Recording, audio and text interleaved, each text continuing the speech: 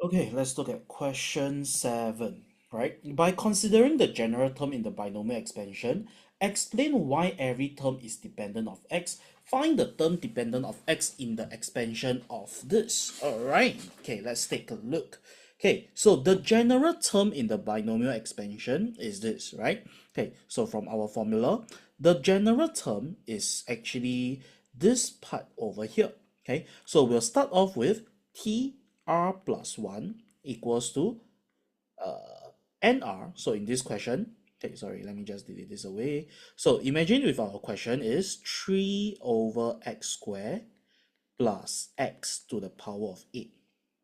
Okay, so our tr plus 1 will be equals to 8r bracket 3 over x squared to the power of 8 minus r bracket x to the power of r. Now, what I like to do over here in this step is to separate out the number and the x term. Okay, so over here, 8r is definitely a number term. Okay, because when you key 8 through something, it will always return you a value. Okay, now the trick is to be able to separate out the next few parts. So over here, okay, this is 3 over x squared. So that means I can separate out as 3 as a number by its own, subjected to the power of 8 minus r, and then the x to the power of negative 2, using laws of indices are x squared at the bottom, shift up, become x negative 2, to the power of 8 minus r, and x to the power of r.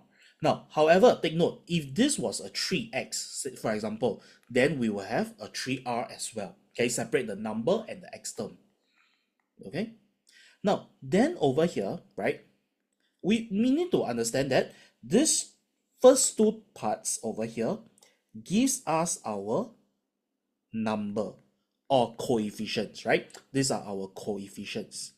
Okay, whereas these are our x terms. So our x terms, okay, the powers of x is determined by x to the power of 3r minus 16. Okay, so I'm using indices law, right, to combine all of them. So if this one multiplies in, right, we'll get positive 2r and negative 16. Then plus the r down here, that's why it's 3r minus 16. Okay, now, and then they ask, right, why every term is dependent of x? So dependent of x means there are no independent of x. Okay, so the way they phrase it, right? Okay, there's no independent of x. Okay, so then what do I need to say? Since x to the power of 3r minus 16, if is equals to x to the power of 0, then 3r minus 16 must be equals to 0, r must be equals to 16 out of 3. Okay, since r must be an integer, okay, therefore no independent value of x. Okay, that's part 1. Okay, so now the part B, right? They say find the term independent of x. Okay, but of course it's the expansion of this. Okay, so then we need to be a little bit okay, we need to know how do I get independent values of x. Independent values of x are actually just constants. Okay, so there is, okay, so if I want to get constant by taking the binomial that I found, okay, to multiply with this term over here, right, which means that the 5 needs to multiply by a constant term in order to give me a coefficient that is in terms of independent of x, and the negative 2x needs to multiply by something that is 1 over x in nature, so that the x will cancel out.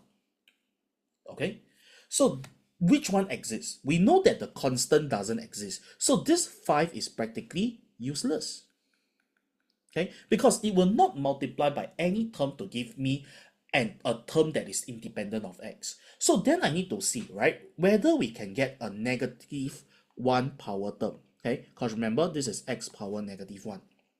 Okay, so we ask the power of x, okay, and say x power 3r minus 16. is it possible to get x to the power of negative 1? Okay, so 3r minus 16 equals to negative 1, 3r equals to 15, r equals to 5.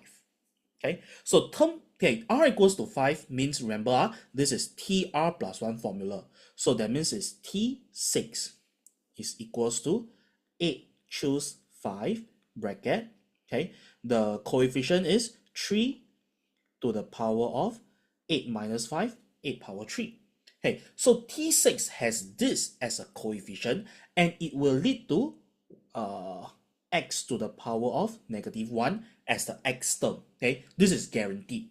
All right, so then we just need to find out what is 8 choose 5, 8 choose 5, and then multiplied by 3 cubed, which is 27. Okay, so we'll get 1512. So this is equals to 1512 over x. Okay, so in the expansion of 3 over x squared plus x to the power of 8 multiplied by 5 minus 2x. Okay, I no need to care about any other terms. I just need to know that there is a plus 1512 over x term in between that is going to multiply by the 5 minus 2x. Okay, so, okay, wait, sorry, my space not big enough. Okay, so let me just do this.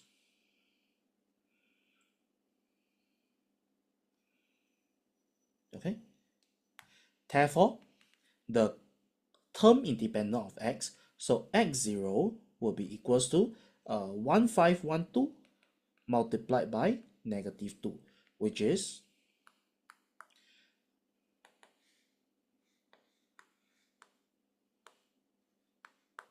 okay, negative 3024. Answer.